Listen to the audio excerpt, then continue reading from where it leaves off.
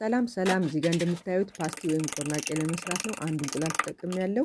ጾመኞች ማለት አለመጠቀም ትችላላችሁ። በውሃ ዝም ብሎ ማድረግ ይቻላል። እዚህ ጋር 2 የሾርባ ማንኪያ ስኳር አድርጌያለሁ። ከዛ ቤኪንግ ፓውደር 1 ፓኬት አድርጌያለሁ ማለት ነው።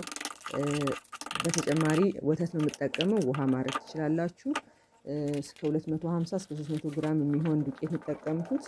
ሊጡ መላላት የለበትም። በጣም ደረቅም ሳይሆን ያለ አይደል መካከለኛ እንዳይ ከሽከሽ እንዲል ማለት ነው ብስኩቱ።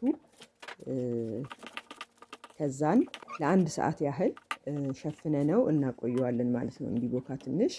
ከዛ በኋላ መጥበስ እንጀምራለን። ስንጠብሰው በጋለ ዘይት ላይ እንደዚህ አድርገን ከዛ በኋላ ሳይበስል ቶሎ ብለን ልክ እንደጨመርነው እንከድነዋለን። ምንከድንበትን ክዳን በጨርቅ ወይ በሶፍት ማሰር አለብን፣ ውሃ እንዳይንጠባጠብ ዘይት ውስጥ መጥፎ ስለሆነ ማለት ነው።